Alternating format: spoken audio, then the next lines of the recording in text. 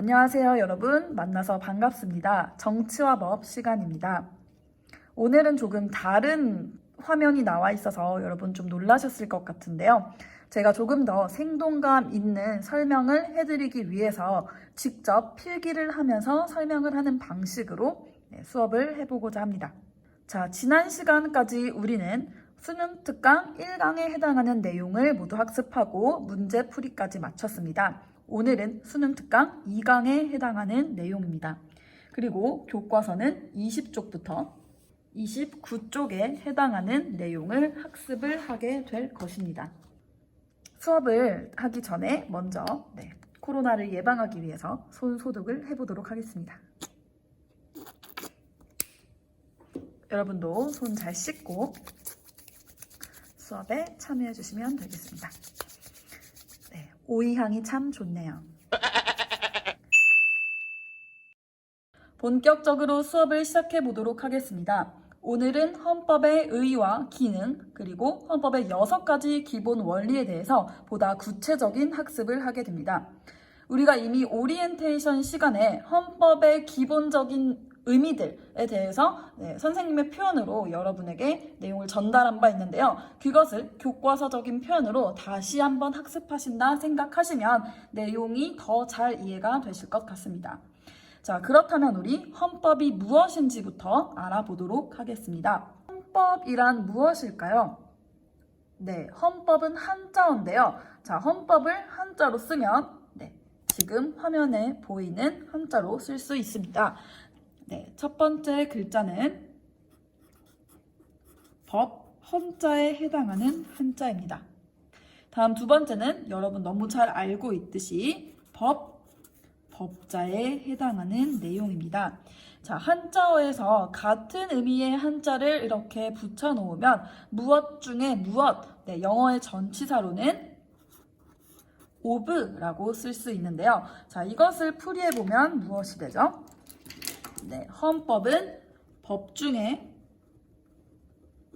법이 됩니다. 그러니까 이 세상에 있는 법 규범들 가운데 가장 최고의 법 규범이다 라는 것이죠. 자, 이것을 정리해보면 헌법은 국가의 최고 법이 됩니다. 국가의 최고법이란 국가의 여러 가지 법 규범 중에 가장 높은 곳에 있는 법이라는 뜻이죠.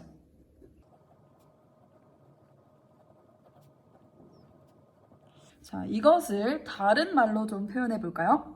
이 헌법이 다른 하위의 법령들을 늘 지켜보고 있는 것이죠. 그리고 다른 하위의 법령들이 혹시 가장 최고의 법인 나 헌법의 말을 위배하지는 않았는지 늘 감시하고 있다는 것입니다. 자, 그래서 이 말을 다른 식으로 표현하면 다른 하위의 법규범들은 헌법에 위배되어서는 안 됩니다.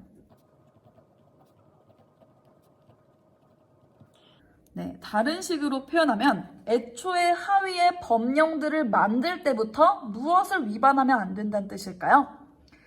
그렇죠. 헌법을 위반하면 안 된다는 뜻입니다. 그래서 다른 법령들을 만드는, 다른 법령들을 제정하는 근거가 됩니다. 자, 이 법령이라는 단어가 조금 생소할 수 있죠? 법령은 법률과 명령을 합쳐서 부르는 말입니다. 자, 그러니까 헌법 아래에는 법률, 명령 등과 같은 하위의 법규범들이 있다는 뜻이겠죠. 자, 그렇다면 여러분, 헌법 아래 하위의 법규범들에 대해서 좀 알아보아야 할 것 같은데요. 이미 여러분 김국진 선생님께서 저번 법치주의 수업에서 설명을 해주신 바 있지만 우리 지금 배학습하는 내용에서도 중요하기 때문에 제가 한 번 더 정리를 해드리도록 하겠습니다. 자, 필기노트 다음 장을 꺼내보시면 법의 위계와 헌법에 해당하는 파트가 있죠. 지금까지 저는 헌법이 다른 법 규범보다 가장 위에 있는 것이다 다른 법규범의 가장 최상위에서 다른 법규범들이 헌법을 지키고 있는지 아닌지를 감시하고 있다라고 말씀을 드렸는데요. 이 말 속에 숨어 있는 전제는 법에도 위아래가 있다. 즉, 법에도 위계 질서가 있다는 뜻이죠. 자, 그래서 우리는 법의 위계에 대해서 그리고 그 법의 위계 속에서 헌법의 위치에 대해서 정리를 해보도록 하겠습니다. 자, 법을 가장 힘이 센 순서대로 나열을 해보겠습니다. 그렇게 법을 나누어 보면 5가지로 분류를 해볼 수가 있는데요. 이 법 규범들을 5가지로 분류하는 기준은 바로 이 법을 누가 만들었느냐, 법의 제정 주체에 따라서 법을 분류해 보는 것입니다. 자, 이미 여러분 배운 바 있으니까 안다고 생각하고 한번 법을 순서대로 나열해 보도록 하겠습니다. 가장 최상위에 있는 법, 방금까지 배운 것 무엇이죠? 네, 그렇죠. 바로 헌법이죠, 여러분. 자, 그 다음에 헌법 아래에 국회가 만드는 법 뭐라고 하죠? 그렇죠. 헌법에 따라 만들어져야 하는 법률이 있습니다. 자, 다음에 법률을 조금 더 잘 집행하기 위해서 행정부에서 내리는 그렇죠. 명령이 있습니다. 자, 그리고 이 명령 아래 지방자치단체들에서 지방을 조금 더 잘 다스리기 위해서 만드는 법규범들이 있는데요. 자, 지방의회에서 만드는 법규범을 우리는 조례라고 하죠. 그 아래 이 조례를 잘 집행하기 위해서 지방자치단체장이 만드는 것을 바로 우리는 규칙이라고 부릅니다. 법의 위계에서 위로 갈수록 법은 추상적인 성격을 가지고 있죠. 그리고 아래로 내려갈수록 이 법규범이 구체적이라는 성질을 가지게 됩니다. 자, 그러면 우리 법의 제정 주체 다시 한번 정리해 볼까요? 헌법, 우리나라의 주인, 이 나라의 주인 누가 만들어야죠? 그렇죠, 바로 국민이 만들어야죠. 다음에 법률은 어디서 제정합니까? 네, 그렇죠. 의회, 우리나라의 국회에서 제정을 하게 되죠. 자, 다음에 법률을 잘 집행하기 위해서 내리는 명령은 누가 내리게 됩니까? 네, 그렇죠. 행정부에서 보통은 내리게 됩니다. 자, 행정부의 구성원 여러분 알고 계신가요? 네, 행정부라 하면 청와대를 이야기하는 거죠. 청와대의 짱, 누구입니까? 네, 그렇죠. 대통령이죠. 그래서 대통령이 내리는 명령 뭐라고 한다고 했었죠? 네, 대통령령입니다. 자, 대통령 아래에서 대통령을 잘 보좌하는 인물, 우리나라의 특별한 직위, 바로 총리죠. 총리가 내리는 명령 뭐라고 하나요? 네, 마치 대통령령처럼 총리령이라고 부르면 되겠죠. 자, 그리고 대통령 아래 총리, 그리고 총리 아래서 각 행정부의 부서들을 잘 맡아서 전문적인 역할을 하는 사람들이 있는데요. 이 사람들 우리가 뭐라고 하죠? 각 부서의 장관이라고 하죠. 장관이 내리는 명령 뭐라고 부를까요? 네, 여러분 장관령이라고 대답하시면 안 되고요. 각 부서에서 내린다라고 해서 부령이라고 부르셔야 합니다.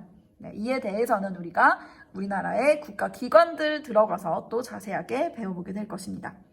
다음에 조례 누가 만든다고 했죠? 그렇죠. 지방자치단체의 의결기관 지방의회에서 만들게 됩니다. 자, 다음에 지방의회에서 만든 조례를 더 잘 집행하기 위해서 그렇죠. 지방자치단체 행정부인 지방자치단체장이 규칙을 제정하고 조례와 규칙을 잘 집행을 하게 됩니다. 이 중에 가장 높은 것, 그렇죠. 헌법이죠. 헌법. 그래서 헌법을 국가의 최고법, 그리고 국가 통치의 기본이자 근본이 되는 법, 기본법, 근본법이라고도 부릅니다. 자, 이렇게 헌법은 법의 가장 높은 곳에서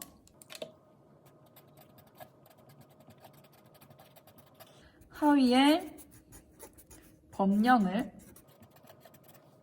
제정하는 근거의 역할을 하고 있습니다. 그래서 이를 근본법이라고도 부르죠.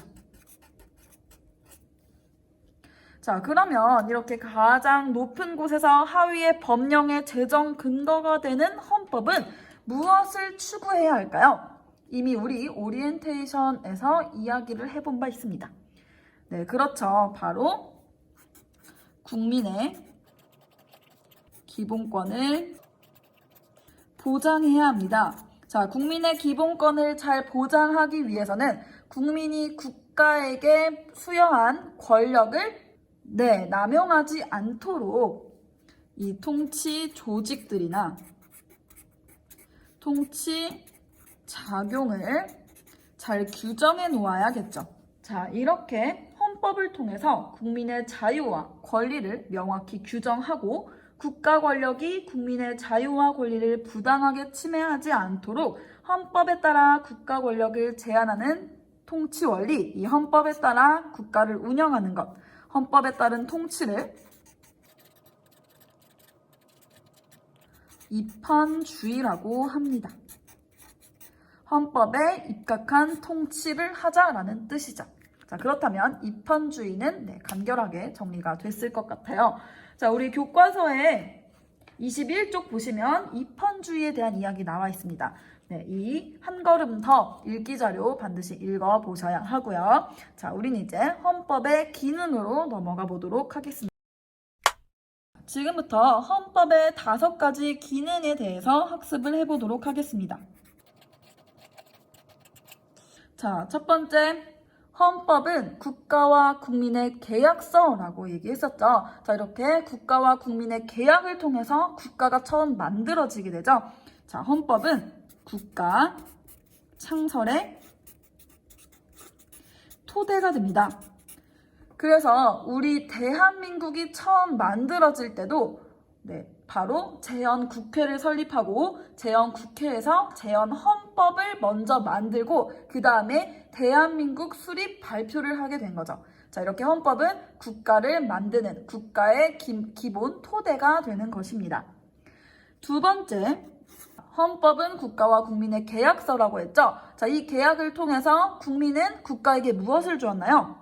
그렇죠. 권력을 주었죠. 근데 이 권력이 한 사람에게 집중되지 않고 각각의 기능을 가진 조직, 국가 통치 조직에게 잘 돌아갈 수 있도록 헌법은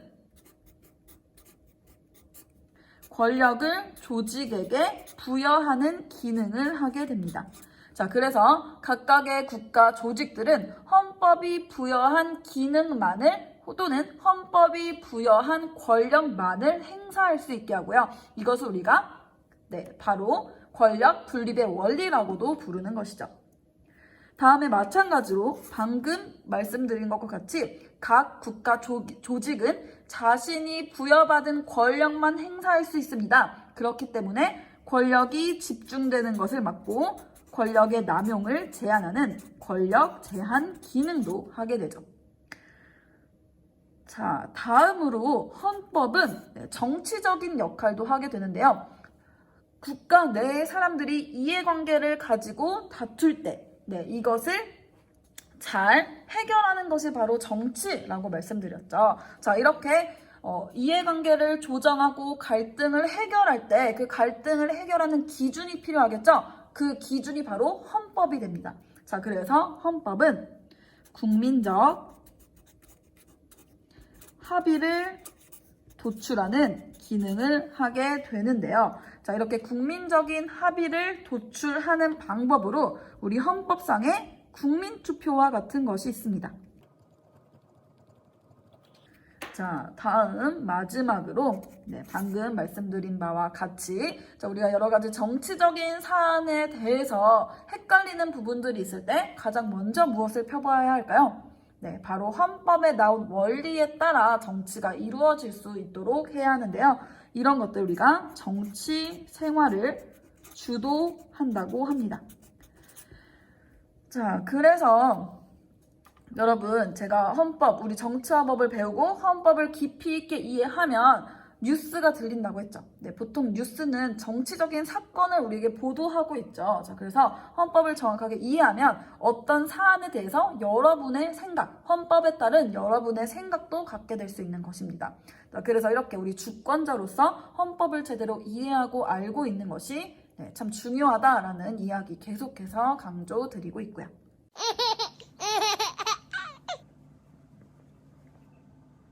그런데 이 헌법이라는 것도 의미가 고정된 것이 아니고 시대에 따라 그 헌법이 추구하는 가치 그리고 그 헌법의 의미가 변화해 왔는데요. 자, 지금부터는 자, 이렇게 시대 순서상으로 헌법의 의미가 변화해 온 과정에 대해서 한번 학습해 보도록 하겠습니다.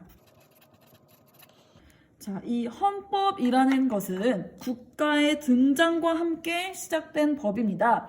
국가의 가장 최고법으로서 국가를 창설하는 기능을 한다고 했죠. 그렇기 때문에 헌법은 국가의 등장과 함께 시작되었는데요. 국가의 중요한 통치 조직을 구성을 하게 됩니다. 자, 이 헌법에 따라서 주권은 누가 가지고 있는지, 예를 들어서 이렇게 삼권 분립이 시작되지 않은 국가에서도 이 국가의 통치권은 군주가 가지고 있다, 왕이 가지고 있다, 이런 식의 규정을 하게 되죠. 자, 이렇게 국가의 중요한 통치 조직을 구성하고 국가와 국민의 기본적인 관계를 규정하는 법을 고유한 의미의 헌법이라고 우리가 부릅니다. 자, 그래서 고유한 의미의 헌법이라는 것은 국가가 존재하면 그 어디에서나 헌법이 존재할 수밖에 없게 되는 것이죠. 자, 이런 헌법을 우리가 고유한 의미의 헌법이라고 하고요. 대표적인 예가 바로 조선의 경국대전과 같은 법입니다. 국가의 통치 근거들, 그리고 여러 가지 중요한 통치 조직들, 그리고 신분 제도와 같은 것들, 국가의 근본이 되는 그런 내용들을 규정한 법이었죠. 그래서 경국대전은 조선이라는 한 국가의 최고 법규범으로서의 역할을 했기 때문에 이런 고유한 의미의 헌법의 대표적인 예로 우리가 알고 있는 조선의 경국대전을 들 수가 있는 것입니다. 자, 그런데 이렇게 국가의 시작과 함께 등장하게 된 헌법이 이 시대를 거치면서 새로운 의미들을 추가해 오게 됩니다. 자, 일단 고유한 의미의 헌법, 그러니까 국가의 중요한 통치를 조직을 구성하는 그 기본적인 내용은 그대로 갖고 있는 채로 이 근대를 만든 가장 중요한 사건 뭐였죠? 그렇죠. 이런 시민혁명의 영향을 받아서 이 시민혁명의 가치를 또 헌법이 이렇게 받아들이게 됩니다. 자, 근데 시민혁명의 가장 중요한 가치 무엇이었을까요? 그렇죠. 국민의 자유와 권리를 보장하는 것이었죠.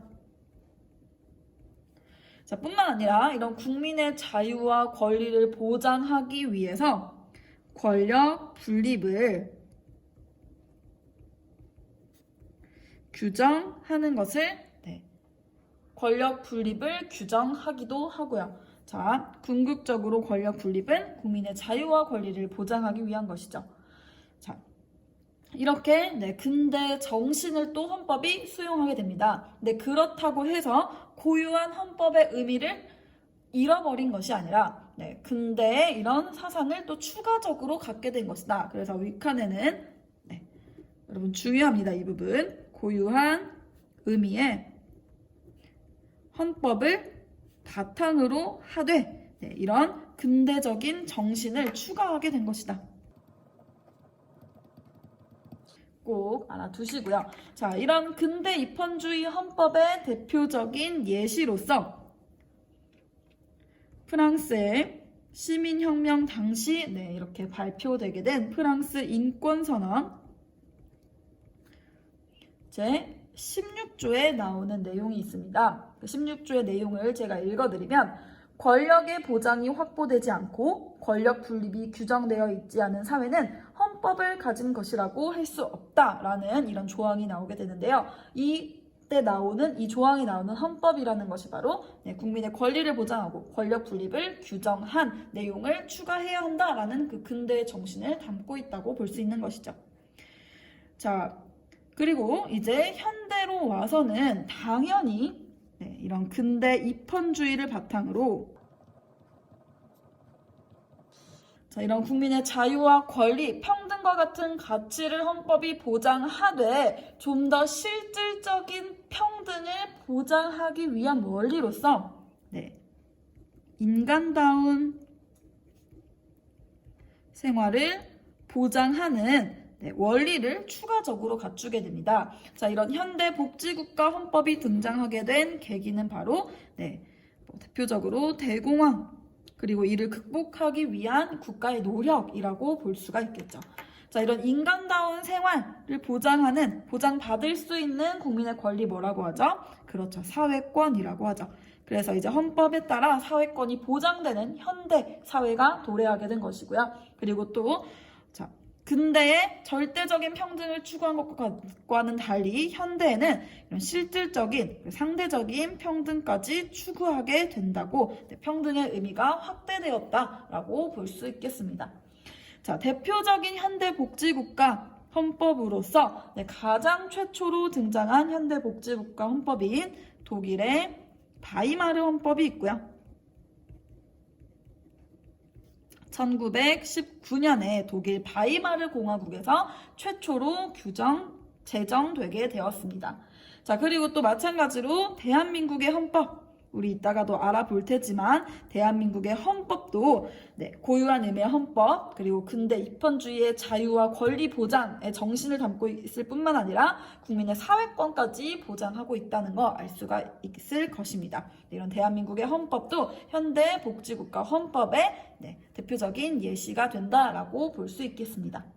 자, 우리는 이렇게 헌법의 의미 그리고 법의 위계 질서 상에서 헌법이 가지는 의의와 역할에 대해서 학습을 했고요. 또 이 헌법에 따라 통치하는 건 뭐라고 했죠, 여러분? 그렇죠. 입헌주의라고 했고, 입헌주의의 궁극적인 목적은 무엇이다? 그렇죠. 국민의 기본권을 보장하는 것이다. 이를 위해서 어떤 수단을 또 규정하고 있습니까? 그렇죠. 국가의 권력을 분립하는 이런 통치 조직들에게 그 권력을 나누어주는, 분립해서 나누어주는 그런 규정까지 담고 있다는 거. 그리고 이에 따라 통치하는 거 역시 입헌주의라고 볼 수 있고요. 자, 이렇게 헌법의 의미가 변화해온 과정도 우리가 학습하게 됐는데 고유한 의미의 헌법에 더하여 근대의 정신이 추가된 근대 입헌주의 헌법, 입헌주의라는 것이 근대에 등장하게 되죠. 자, 그리고 또 마지막으로 현대 사회권을 보장하는 복지국가 헌법으로의 발전까지 우리가 정리를 해보게 되었습니다. 자, 그렇다면 이제 헌법의 의의와 기능에 대한 학습을 마치고 헌법의 6가지 기본 원리를 정리해보는 시간을 갖도록 하겠습니다. 자, 우리는 지금부터 교과서 24쪽에 나와 있는 헌법의 6가지 기본 원리에 대해서 학습을 해보도록 하겠습니다. 헌법의 기본 원리 6가지를 먼저 구조화하고 그 다음에 각각의 원리의 내용과 실현 방안에 대해서 자세하게 알아가는 방식으로 수업을 진행하도록 하겠습니다. 자, 우리 헌법의 기본 원리는 헌법을 지도하는 원리를 말하는데요. 우리 헌법의 여러 가지 조항들이, 그러니까 헌법의 모든 조항들이 이 6가지 기본 원리에 입각해서 만들어졌다라고 볼 수 있는 것입니다. 자, 이런 헌법의 기본 원리는 명시적으로 이렇게 한눈에 드러나기도 하고 또 우리가 숨은 의미를 찾아서 간접적으로 찾아내야 하기도 합니다. 자, 일단 그러면 6가지 헌법의 기본 원리는 무엇인지 먼저 구조화를 해보도록 하죠. 자, 첫 번째, 헌법은 국가와 국민의 계약서라고 했죠. 그래서 원래 국민이 가지고 있던 주권을 국가에게 부여하도록 계약을 맺은 것이 그 계약서가 헌법이라고 했습니다. 그래서 원래 주권의 주인, 원래 이 나라의 주인은 누구인가를 가장 먼저 밝혀줘야겠죠. 자, 그래서 첫 번째 헌법의 기본 원리는 국민 주권주의고요. 근대로 이제 넘어오게 되면서 국민의 자유를 보장하는 것이 매우 중요해졌죠. 그래서 이런 근대 정신을 담은 원리, 바로 자유주의와 민주주의를 동시에 보장하는 자유민주주의가 되겠습니다. 다음 세 번째로는 이제 근대에서 현대로 넘어오게 되면서 국민의 자유뿐만 아니라 사회권도 보장하게 되었다고 했죠. 그런 원리를 담고 있는 복지국가 원리가 있고요. 자, 다음 네 번째, 복지국가 원리와 비슷한 맥락에서 문화국가 원리라는 것이 있습니다. 자, 다음 다섯 번째는 자, 가장 최근에 우리 인류가 겪었던 가장 큰 아픔, 물론 코로나19 바이러스도 큰 아픔이지만 2차 세계대전을 겪게 되었죠. 그래서 이 2차 세계대전을 겪게 되면서 국가 간의 평화, 국제적인 평화가 정말 중요하고 각 국가들이 이를 지켜나가야겠구나라는 반성을 하게 됩니다. 그래서 우리도 이런 국제사회의 일원으로서 우리 헌법에 국제평화주의를 규정하고 있고요. 자, 여섯 번째, 우리나라의 특수성을 반영한 원리입니다. 이런 국제평화주의에 입각해서 또 자유민주주의 원리에 입각해서 우리가 지금 겪고 있는 분단의 아픔을 해결하자라고 하는 원리, 평화 통일의 원리입니다.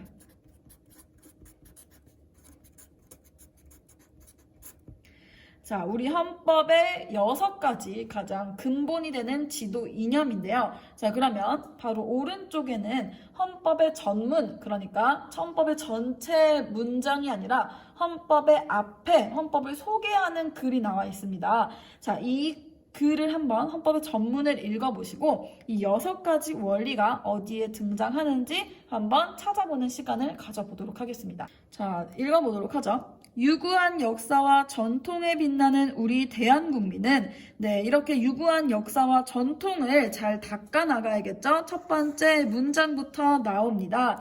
바로 우리 문화를 소중히 잘 가꿔 나가자라고 하는 네 번째 문화 국가의 원리가 가장 처음부터 등장을 하게 되고요.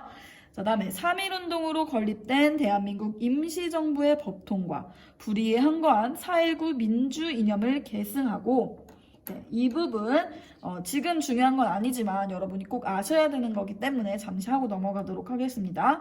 자, 3.1운동, 4.19 민주 항쟁 모두 불의한 통치에 저항한 사건이죠. 자, 이렇게 저항권을 간접적으로 규정하고 있다는 거 알 수 있습니다.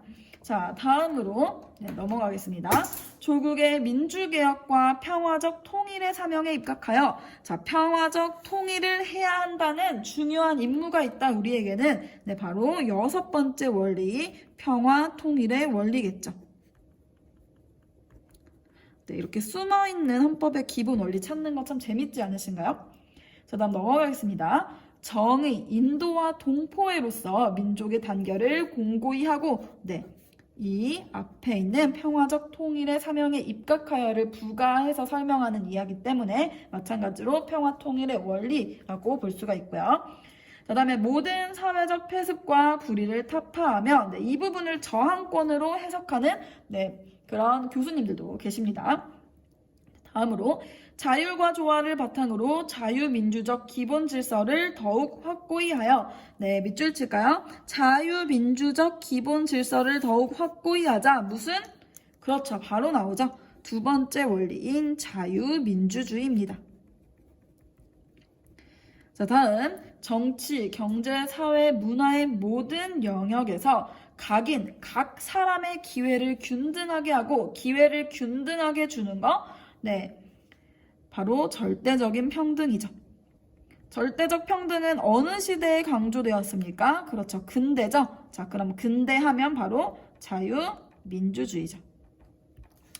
그 다음에 능력을 최고도로 발휘하게 하며 각각 다른 조건의 사람들이 자신의 능력을 최고도로 발휘하게 하려면 똑같은 기회만 주면 될까요? 아니죠. 국가가 적극적으로 개입을 해서 이 사람의 능력이 최고치를 찍을 수 있도록 적극적인 도움을 줘야겠죠. 자, 여기서는 상대적인 평등, 다른 것은 다르게 대하라 라고 하는 상대적 평등 이야기 나오고 있죠. 자, 상대적 평등은 근대보다는 현대의 복지국가에서 나오는 이야기죠.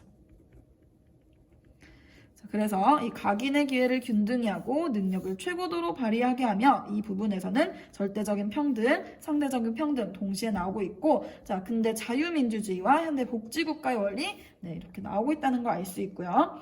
자, 다음 넘어가겠습니다. 자유와 권리에 따른 책임과 의무를 완수하게 하며 안으로는 국민 생활의 균등한 향상, 자, 조건의 관계없이 모두가 기본적인 인간다운 삶을 보장받아야 하는 내용이죠. 뭘까요? 그렇죠. 세 번째, 복지국가의 원리 드러나고 있고요.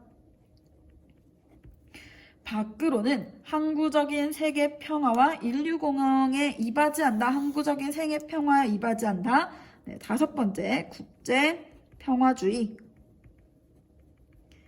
등장하고 있습니다. 자, 마지막으로 우리들과 우리들의 자손의 안전과 자유와 행복을 영원히 확보할 것을 다짐하면서 1948년 7월 12일에 제정되고 8차에 걸쳐 개정된 헌법을 이제 국회의결을 거쳐 국민투표에 의하여 개정된다. 자, 이런 헌법, 국가의 중요한 통치 작용 누가 결정하자? 국민이 직접 결정하자. 왜? 주권은 국민에게 있으니까요. 자, 첫 번째, 국민 주권의 원리 등장하고 있습니다. 자, 헌법 전문에 나타난 우리 헌법의 기본 원리 여러분도 찾을 수 있으셨나요? 그렇게 어렵지 않게 찾을 수 있었을 거라 생각이 들고요. 자, 제가 형광펜으로 밑줄 친 부분 특히 더 중점적으로 보시면 되겠습니다. 자, 한 가지. 제가 지금까지 읽은 전문 문장이 몇 개인가요? 우리 통합사회 시간에 배웠죠? 한 문장이라는 거. 되게 특이한 사실이죠.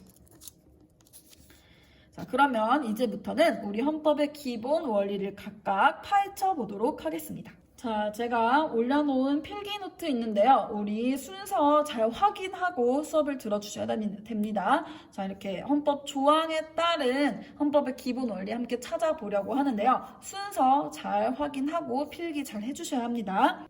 자, 우리나라 헌법 제1조입니다. 함께 읽어볼까요? 대한민국은 민주공화국이다. 대한민국의 주권은 국민에게 있고 모든 권력은 국민으로부터 나온다. 자, 우리가 앞에서 구조한 6가지 헌법의 기본 원리 중에 무엇에 해당하는 내용일까요? 그렇죠. 국민 주권주의에 해당하는 내용입니다. 자, 주권이 국민에게 있다라는 사실을 밝히는 헌법의 지도 원리인데요. 자, 주권이라는 것의 의미 우리 함께 써볼까요? 주권이란 쉽게 말하면 주인으로서의 권리를 말하죠. 주인된 권리를 이야기합니다. 주인이라는 것은 그 집안 또는 한 국가의 일을 가장 최종적으로 가장 영향력 있게 결정할 수 있는 힘을 가진 사람을 이야기하죠. 그래서 주인된 권리라는 것은 국가의 최고 의사를 결정하는 힘을 이야기합니다. 우리 정치에서 힘은 권력을 이야기하죠. 그래서 국가의 모든 권력이 누구로부터 나온다? 그렇죠. 국민으로부터 나오게 되는 것입니다. 자, 그러면 이러한 국민 주권주의를 실현하는 방법 같이 정리해 볼까요? 이 실현 방법을 잘 정리하셔야 합니다. 자, 국민이 주인이라면 주인의 의사에 따라서 국가를 잘 운영할 수 있는 사람을 뽑아야겠죠? 자, 그런 선거를 해야 합니다. 자, 이런 민주적인 선거 제도. 운영해야 국민이 진짜 이 나라의 주인이라는 것 확인할 수 있겠죠. 자, 이런 민주적인 선거 제도를 운영하는 것, 국민 주권주의에 입각해서 하고 있는 것이고요. 자, 여기서 여러분 헷갈려 하시는 부분들이 있어서 조금 정리하고 넘어가고자 하는데요. 자, 선거를 한다는 건 직접 민주주의를 하는 건가요? 간접 민주주의를 하는 건가요? 그렇죠. 선거는 사람을 가려 뽑는다는 것인데 우리의 대표를 결정하는 것이죠. 대표를 대신 의회로, 국회로 보내는 정치를 하고 있죠. 이런 것 우리 간접 민주주의라고 할 수 있습니다. 자, 이런 간접 민주주의도 국민 주권주의에 위배되지 않는다는 거 꼭 기억을 해두셔야 합니다. 우리 흔히 간접 민주주의 하면 국민이 주인인데 대표를 대신 보낸다? 좀 이상하지 않아요? 라고 하지만 국민이 주인이지만 대리인을 대신 보내고 있는 거죠. 주인이 국민이라는 거 변하지 않기 때문에 간접 민주주의도 국민 주권 원리에 위배되지 않습니다. 다만 우리 국민이 직접 정치에 참여하는 직접 민주주의보다는 국민 주권주의에 충실하지는 못하겠죠. 이것은 절대적인 것이 아니라 상대적인 차이를 이야기하고 있다는 것 이해를 꼭 해주셨으면 좋겠습니다. 이 부분은 우리 헌법의 기본 원리를 다루는 문제에서 많이 나온다기보다는 우리 앞에서 배웠던 민주주의의 발전 과정에서 고대와 근대 그리고 근대와 현대를 비교하는 문제에서 이러한 내용이 잘 나오기 때문에 조금 알아두시면 여러분 수능 선택하실 때 도움이 될 것 같아요. 자, 다음 두 번째 보겠습니다. 자, 이렇게 우리가 대표를 보내서 정치를 하기도 하지만 또 우리나라 직접 민주주의 요소 받아들였다고 했죠? 그럼으로써 시행하고 있는 것, 그렇죠. 국민투표죠. 헌법에 규정된 국민투표를 통해서도 국민이 주인이라는 거 알 수 있다고 했었죠. 자, 다음에 이런 국민투표를 시행하는 것도 국민주권주의를 실현하는 방법이고요. 또 국민이 주인이라면 자유롭게 나의 정치적인 의사 표현이 가능해야겠죠. 그게 진정한 주인이겠죠. 자, 그래서 우리 헌법에서는 국민의 정치적인 의사를 형성하는 여러 가지 방법들에 대한 자유를 엄격하게 규정하고 있습니다. 그래서 언론, 출판, 또 집회, 결사의 자유를 통해서 국민이 주인이라는 사실을 잊지 않으려고 하고 있고요.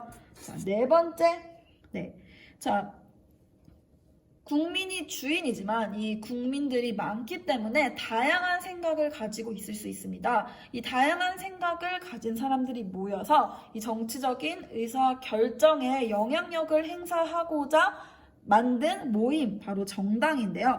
이 정당을 하나만 두는 것이 아니라 많은 다양한 국민들의 뜻을 반영할 수 있도록 여러 개의 정당을 만들 수 있도록 한 것, 한 국가 내에 여러 가지 정치색을 가진 정당을 둘 수 있도록 한 것, 복수 정당제를 실시하고 있는 것도 국민주권주의를 실현하는 방법입니다.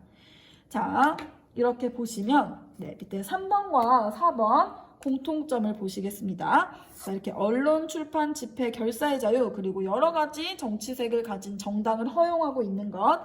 자, 자유롭게 국민이 정치적인 표현을 할 수 있도록 하는 것이죠.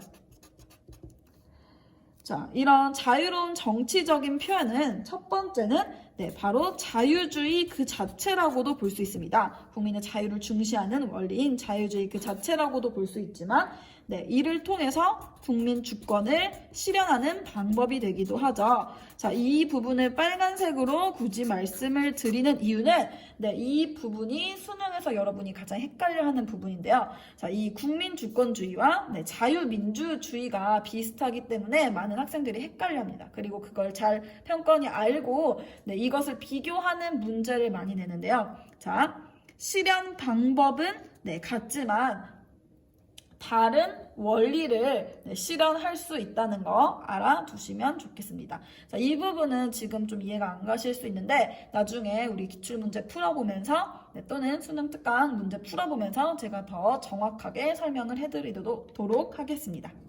자, 다음 두 번째 헌법의 기본 원리입니다. 함께 읽어볼까요? 네, 우리가 방금 읽었던 헌법 전문 나오고 있네요.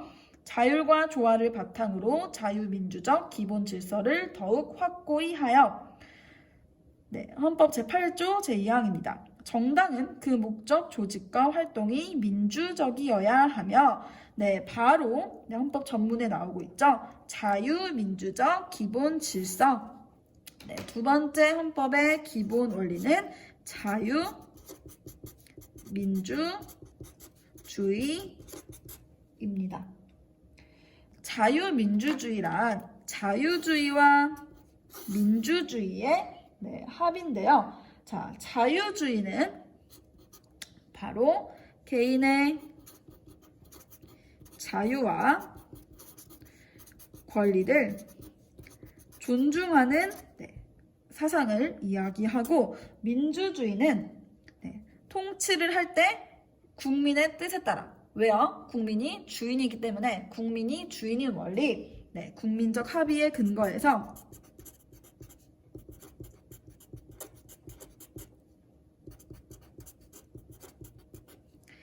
국가를 통치하고 또 국민이 부여한 권력을 행사해라 하는 사상을 이야기합니다. 이런 자유민주주의는 자유주의와 민주주의의 결합이다라고 볼 수 있는데요. 자, 이런 자유민주주의를 규정한 이유는 궁극적으로 무엇을 보장하기 위한 것이죠? 바로 자유와 평등, 그러니까 인권의 보장을 추구하는 원리다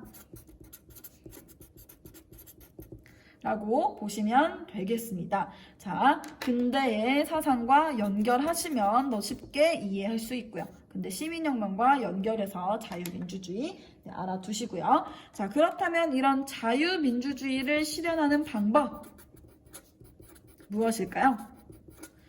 국민을 자유롭게 하고 국민의 뜻에 따라 통치를 하면 되겠죠. 구분하는 거 그렇게 어렵지 않습니다. 자, 먼저 국민의 자유를 함부로 국가가 침해하지 않도록 하기 위해서 권력을 가진 어떤 누구라도 다 법에 따라 통치를 해야 하고, 두 번째는 권력이 집중돼서 남용되지 않도록 권력 분립의 원리를 실현하고 있는 것, 자유민주주의를 실현하는 방법이고요. 자, 이에 따라서 사법권을 독립하고 있는 것, 그래서 행정부나 입법부의 압력을 받지 않고 사법권이 법을 적용할 수 있도록 하는 것들, 다 국민의 자유를 궁극적으로 보장하기 위한 것이고요. 우리 기본권 가서 자유권 학습하시면 더 의미를 잘 이해하실 수 있을 것 같아요.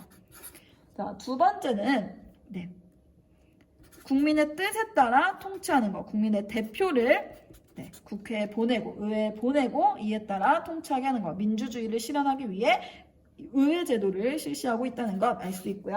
세 번째는 자유롭게 의사표현해야겠죠. 자유로운 정치적 의사표현을 위해서 복수 정당제를 허용하는 것.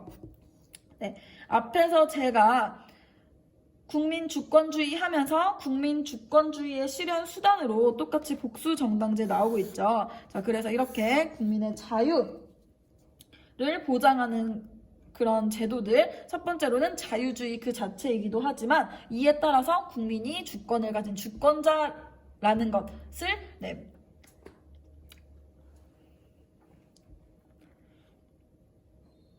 자, 이 복수 정당제는 앞에 국민 주권주의에서도 나온 바가 있죠. 그렇기 때문에 여러분이 많이 헷갈려하는 부분입니다. 복수 정당제는 자유롭게 국민이 정치적인 의사표현을 하도록 함으로써 자유주의 그 자체를 보장하기도 하지만 궁극적으로 국가의 권력이 국민에게 있음을 보장하는 국민 주권주의를 실현하는 수단이 될 수도 있다는 점 알아두시고요. 자, 다음에 네 번째, 자유롭게 나의 재산 형성하고 행사할 수 있어야겠죠. 자유재산제도, 또 자유로운 시장 경제에 따라서 국가의 경제가 운영되는 것들 다 자유주의를 보장하는 방법이다라고 보셔도 되겠습니다. 자, 이렇게 자유민주주의는 근대 시민혁명의 영향을 받아서 만들어진 헌법의 기본 원리라고 본다면 이제 현대에 넘어와서는 이런 새로운 기본 원리도 생겨나게 되죠. 자, 함께 읽어보겠습니다. 안으로는 국민 생활의 균등한 향상을 기하고 모든 국민은 인간다운 생활을 할 권리를 가진다. 균형 있는 국민 경제의 성장, 적정한 소득의 분배를 유지하고 실질적인 평등을 보장하고 있다는 거 알 수 있죠. 자, 그래서 세 번째, 우리 헌법의 기본 원리 바로 그렇죠. 복지 국가의 원리입니다. 국민의 인간다운 삶을 보장하는 것, 사회권을 국가가 보장하는 것을 의미하죠. 적어보겠습니다.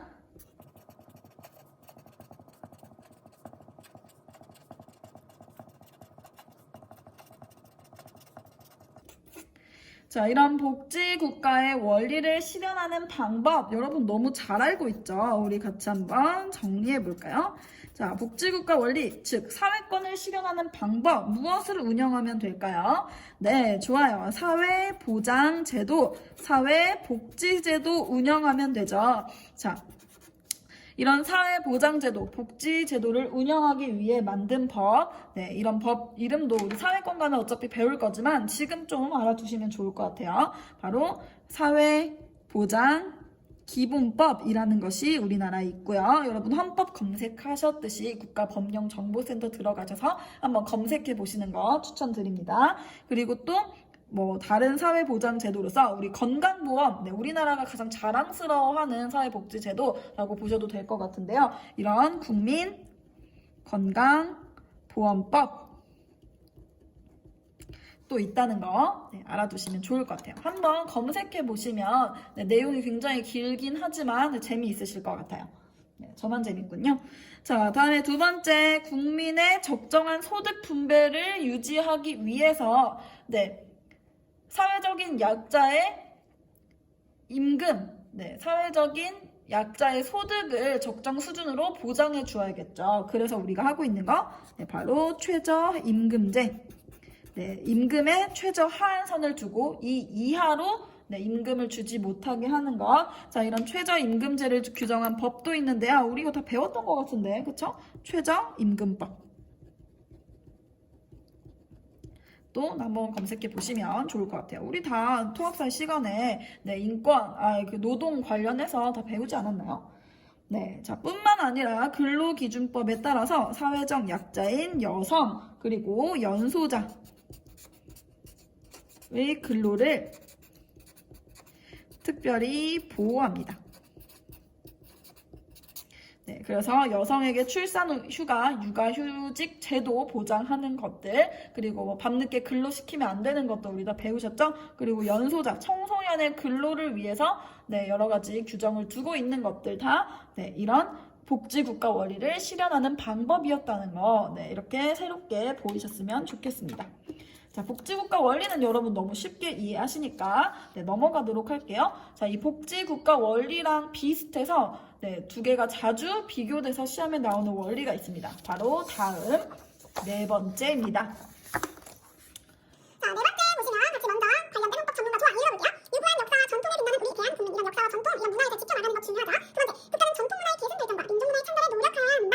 세 번째, 국가는 평생교육을 진행하여야 한다. 교육. 자, 여기 교육, 문화를 전승하는 수단이 되겠죠. 그래서 네 번째 원리 바로 문화 국가의 원리입니다. 자, 복지국가의 원리랑 굉장히 비교가 돼서 좀 헷갈리게 자주 나올 수 있기 때문에 알아두셔야 하고요.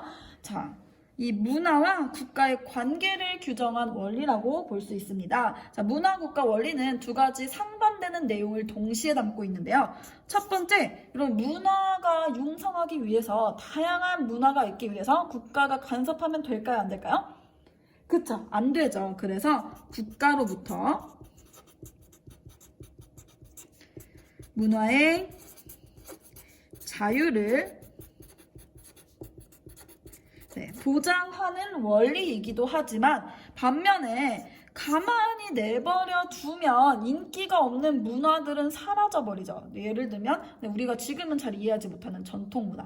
예를 들어 볼까요? 가만히 내버려 두면 아이돌 문화는 계속해서 융성할 거예요. 그렇죠? 지금 가만히 내버려 둬도 아이돌 문화, 막 K-팝 문화가 이렇게 발전을 하고 있죠. 하지만 우리나라의 전통적인 문화들 가만히 내버려 두면 사람들이 알아서 찾으러 올까요?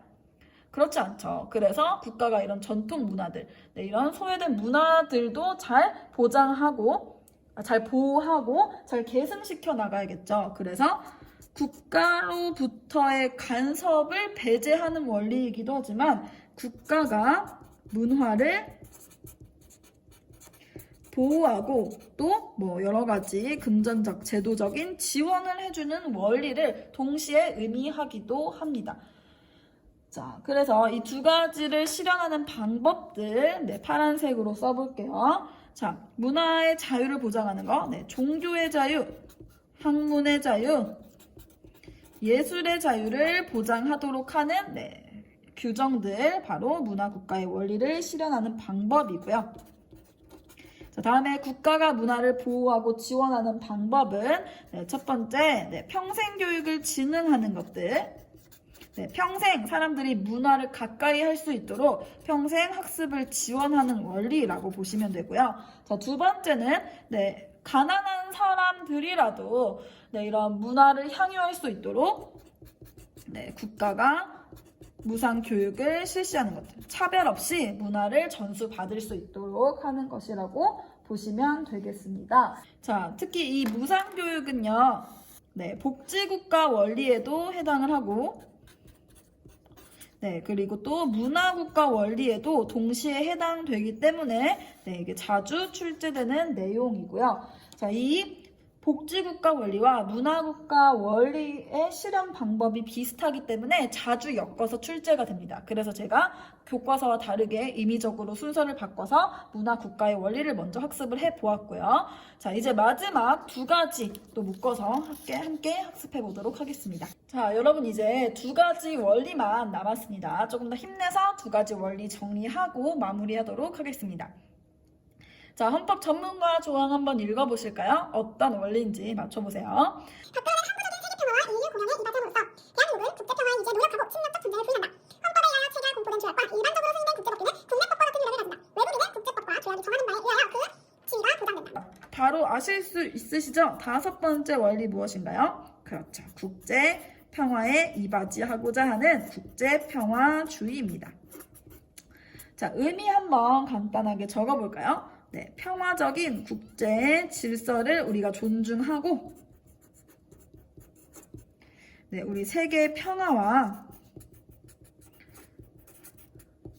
인류의 번영에 이바지하겠다는 원리, 노력을 의미하는 것이죠. 자, 이 국제평화주의는 의미보다는 그 실현 방법을 좀 더 구체적으로 알아놓으시는 것이 중요한데요. 우리 물론 6단원에서도 국제정치 다루면서 또 학습을 하겠지만 이 헌법 파트에서도 좀 여러분 자세하게 알고 계셔야 한다는 거. 자, 그래서 제가 별표 3개 치도록 하겠습니다. 국제평화주의의 실현 방법 알아볼까요? 자, 첫 번째부터 빨간색으로 쓰겠습니다. 그만큼 중요하다는 뜻이죠. 자, 두 번째 줄 보시면 침략적 전쟁 부인 이야기 나오고 있죠. 적어보겠습니다. 침략적인 전쟁을 부인한다. 자, 침략적인 전쟁이란 다른 나라의 영토를 빼앗기 위한 전쟁, 다른 나라의 자원을 약탈하기 위한 전쟁, 또는 다른 나라의 주권을 침해하는 그런 전쟁을 이야기하는데요. 자, 이런 전쟁을 부인한다. 그러니까 우리는 침략적 전쟁은 하지 않겠다라는 의미입니다. 자, 그러면 이런 전쟁을 부인하고 있기 때문에 예를 들어 가까운 일본에서 우리나라를 침략해서 들어왔다. 이때 우리 국제평화주의를 지켜야 하니까 가만히 있겠다. 이런 뜻일까요? 그 당하고도 가만히 있겠다는 뜻이 아닙니다. 자, 그래서 침략적인 전쟁을 부인한다는 건 모든 전쟁을 부인한다는 의미는 아니고요. 모든 전쟁을 하지 않겠다는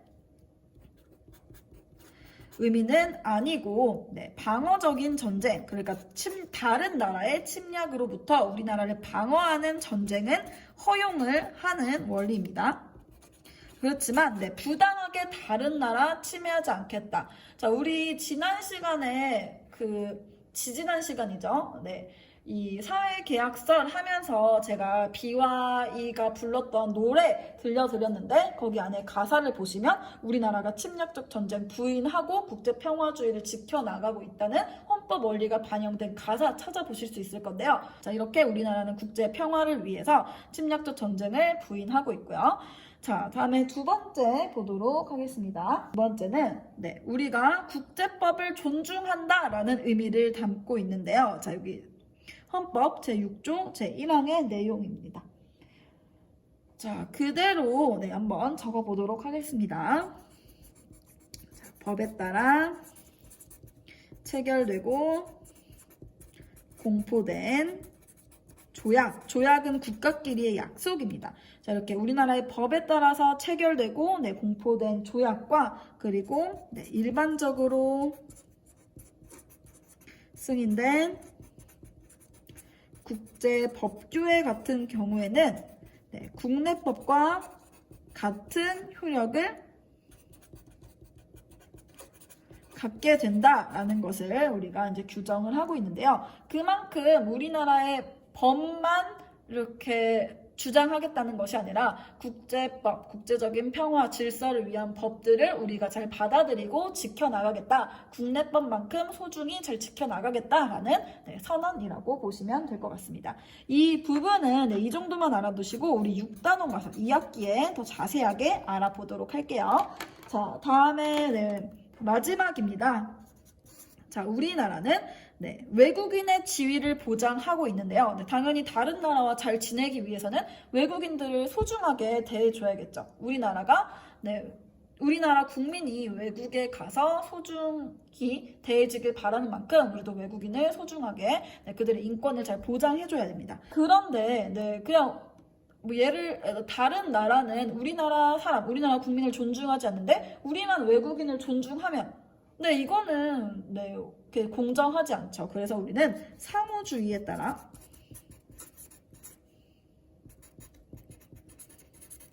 외국인을 존중하겠다라는 다짐을 또 헌법에 하고 있는데요. 자, 이 상호주의의 의미 좀 알아두시면 좋을 것 같아요. 상호주의란 네가 하는 만큼 나도 하겠다라는 것을 얘기합니다. 자, 이것을 우리 교육적으로 잘 풀어볼게요. 자, 상대국이 자국민을 보호하는 정도에 맞추어 외국인의 보호 수준을 결정하는 원칙을 의미합니다. 그래서 우리 무조건 외국인한테 잘해준다가 아니라 외국인이 우리나라에게 하는 만큼 너희 나라 국민들의 권리를 보장할 거야 라는 것입니다. 자, 마지막입니다. 자, 이 헌법의 기본 원리는 다른 나라에서는 좀 찾아보기 힘든 특이한 우리나라만의 특별한 기본 원리인데요. 바로 우리나라의 특수한 상황을 고려한 원리입니다. 바로 평화 통일을 지향하는 평화통일 지향 또는 평화통일 원리라고 보시면 되겠습니다. 통일을 하더라도 우리가 무력으로 통일을 하겠다라는 것이 아니라 전쟁을 통해 통일을 하겠다는 것이 아니라 평화적인 방법으로 통일을 할 것이다 라는 약속인데요. 자, 이렇게 평화적인 통일을 하는 원리는 먼저 당연히 자유민주적인 우리나라가 추구하고 있는 자유민주적인 기본 질서에 입각해서 통일을 하고자 하는 것이죠. 그러니까 우리가 북한의 체제를 받아들여서 통일을 하겠다는 것이 아니라 우리나라의 체제를 바탕으로 통일을 하겠다는 원리를 의미하고요. 그 다음에 평화적인 방법으로 통일을 하겠다는 거.